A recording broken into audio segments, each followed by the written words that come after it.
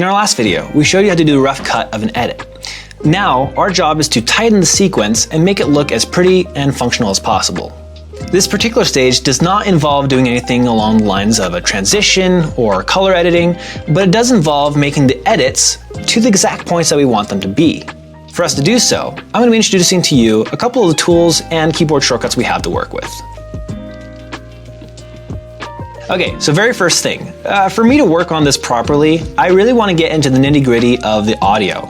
So I'm going to use my plus on the keyboard to zoom in, and then I'm going to go to this little line in between A1 and A2. When I click and drag it, I make my audio larger. Now what's nice about that is it gives me a better visual of what it's doing. The first line of dialogue will be between this and this point. And you see where this is low? That means that my audio is having less going on, which means that his sentence is probably finished, which is nice because I want my clip to transition right at that spot. So let's listen and watch. I think sometimes we forget how beautiful life still is with the media. Just as we thought, this audio right here and right here switched. So he had a stopping of a sentence and then starting of a new sentence. So I can either visually look at that, or if I want to, I can click on the audio and click M on the keyboard, and it creates what we call a marker.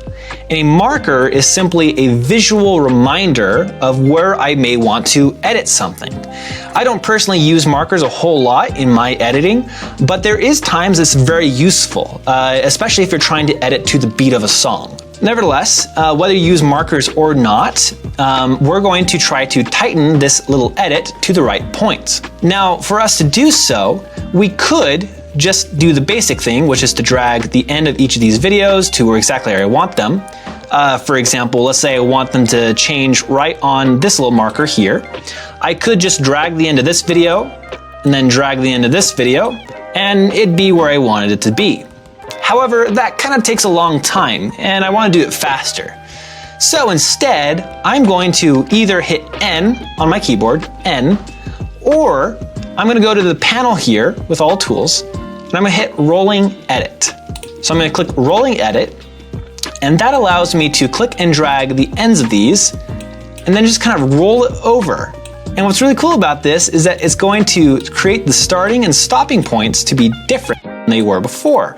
But I don't have to change either one of them. However, what you do have to know is that this can only take a video as far as it has footage. So what I mean by that is if I bring this here, you can see that this is the very, very start of this clip, which means that if I try to use the rolling edit, there's no way for me to roll it over because there's nothing else for this to include. It already has all the video. So I can still roll this back and forth though, and that's really nice because let's say I'm really trying to get it perfect right as he starts speaking. I could drag it there, listen to it, and find out that it's a little further, and then I could drag it right when he starts speaking. With the media and then it makes a really cool switch because right as he starts speaking, the media concept. It feels very synergistic. It feels like it belongs together in that way. And that's the power of editing audio to the video, is that if your video matches right with the audio, it feels like it's just natural. And that's a beautiful part about how editing works. And that's tighten the sequence. Now there's a couple of last things for you to really see, and that's a couple other tools. For one, if we click and hold on any one of these, we can see some of the other tools inside. So, for example, we have Rate Stretch tool. You don't really need to know much about it, but if I click on the edge of a video and stretch it, it'll make it slower but last longer. Or I could do the opposite, make it faster, and then if I wanted the clip to be faster, it can be that way. All the way up to the point of it being really kind of fast. I don't know why you'd want that, but it's an option. So next tool, we have the remix tool. We'll talk about this next unit, but essentially you can remix any song to be any length which is really great. Now the last couple ones we have to look at are the slip tool and the slide tool, which we have right here. The slip tool is actually really nice because it allows us to change the edits of something without making the timeline different. And so what I mean by that is that let's say that I have this particular video, but I don't like where it starts and ends. I can click on it, and then I can move it around, and that'll change the start and end point of it. And so you can actually see that I now have it starting with her looking down, which is different from before where she was looking up. And all that is because I moved this around, and you can see on the left side that it has her looking down. That means my starting point is her looking down. And then my end point is now a little different too, which is nice because maybe I like the idea of her looking up partway through the clip. Now she does it. And it's simply because I used this to change the in and out points of my clip without even having to move things around, because otherwise I would have had to kind of change it like this and then put it back, and it's just not fun that way. So the slip tool is really useful. You can also click Y on the keyboard to get to that. Really, in my daily work, I use the selection tool, I use the razor tool, I use the remix tool, which we'll talk about later. I use rolling edit, and I use the slip tool. The slip tool is really useful. I'm gonna go through and I'm going to match all of my video to the audio just like I did before. And the way I'm gonna do that is I'm gonna use my handy dandy rolling edit tool because I like that. And then sometimes I'll use my slip tool, and I'll kind of go through that and montage me doing that here in just a moment.